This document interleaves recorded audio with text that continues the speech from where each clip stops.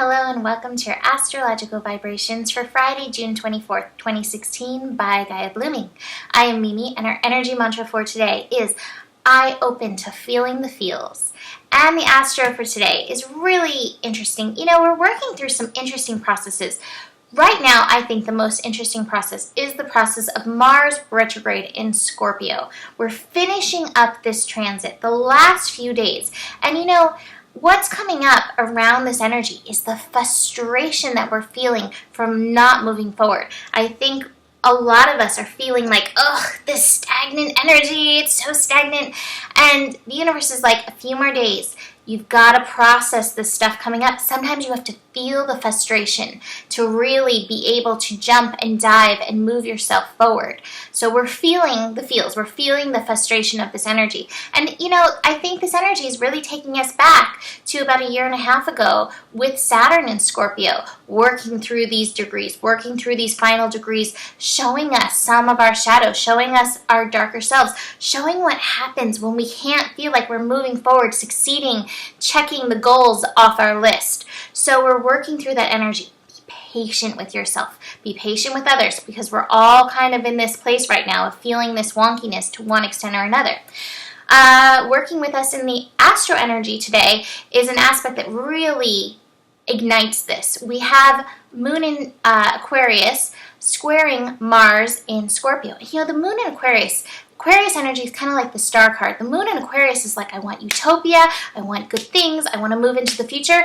And Mars in Scorpio retrograde is like, not so fast. Pulling us back by the scruff of our neck. Not so fast. You still have to work through this stuff that's coming up in you. You've still got to look at your shadows. We can't move forward into utopia while we are still carrying these shadows, when we're still letting these shadows weigh us down and dull our light. So you've got to work through this energy. This connection's happening at 23 degrees, so it's going to stimulate your mind. And your mind may really be feeling, again, like I said, that stagnance, that place of like holding back, being pulled back. But you have to sit with it. And you also have to recognize that this process, this Mars retrograde process, is one of realigning with our desires. It's necessary to take this time in order to realign, to move forward, to leap forward. And the analogy that's really coming up is like the analogy of jumping on a trampoline. You know, you've got to hit that bottom so that you can rebound up. And right now I think our feet are on the trampoline and the energy's still moving downward. You know, but soon, next week, it's going to rebound up and we're going to be shooting forward onto the energy of our desires. So hone, take this time to hone so that you can move into a beautiful and bright future. The other connection that's happening today, I think, is really going to help this. We have the Moon in Aquarius connecting to Uranus. And so this energy, Uranus in Aries, is helping us hone and shift who we are, find the balance of who we are. And this connection to the Moon and also Ceres is asking us to nurture this energy of who we are in alignment with our desire. You know, you have to look at who you are. You have to look at the shadow because it's the shadow, it's yourself that's really holding you back. Nobody else is holding you back in the world. It's all about you and your process in connection with the universe. So, you know, get in there, be willing to feel what's coming up and dig through this energy. The final thing that we have going on is we have the moon shifting into Pisces later in the evening. The moon shifting into Pisces in the evening also bring on the energy of the 4 degrees. 4 degrees, sun in Cancer. Evolution, revolution, that shift. So you may find those triggers start coming up. That's going to be feeding into this reevaluation of how we're moving into our desire. So the intensity may come up a little bit for you. Commit to feeling the feels. Commit to allowing yourself to cry, laugh, write, express whatever's coming up. This doesn't mean, again, vomiting your feelings on somebody else.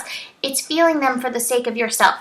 To release yourself from the isolation of feeling your pain by yourself. And I love this card because even though this card does speak of that pain, the isolation, you see those tears are golden and are what going to break you out from that place of stagnancy. It helps remove the chains.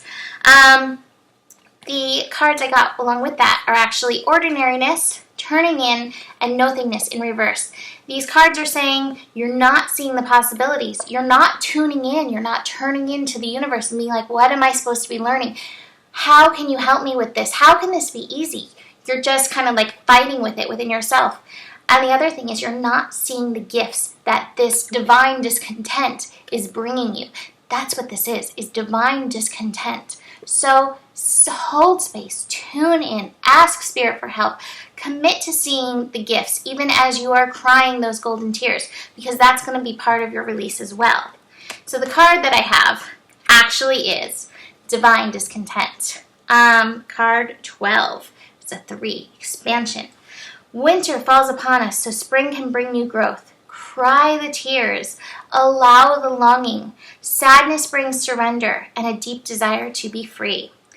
There is a sense within you, perhaps quite obvious to your conscious mind, or perhaps only dimly registered as an unnameable underlying sense of anxiety that something in your life is not quite right.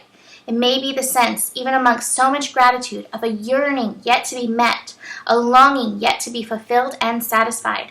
This is the pain of an awakening heart. Let's see. Where am I going with this? The discontent divine growing within you is the beginning, not the destiny. Its purpose is to lead you into your greatest connection yet with divinity. Don't resist it. Witness it. Don't dismiss it, trying to cover it up its smell with rose petals. Let your rank discontent be the pathway to divinity. Look beyond what is, what has been prized and treasured, and is now found to be plated, and not the precious gold it once seemed to be. Don't be scared, because you are not alone in this holy adventure. I am here just around the corner. I have you in my sights, though you may not see me yet. I am holding a loaf of fresh bread, hot from the kitchen of the Creator, hoping to entice you with its wafting scent, tempting you to follow me onward towards something far more substantial. If you're still stuck,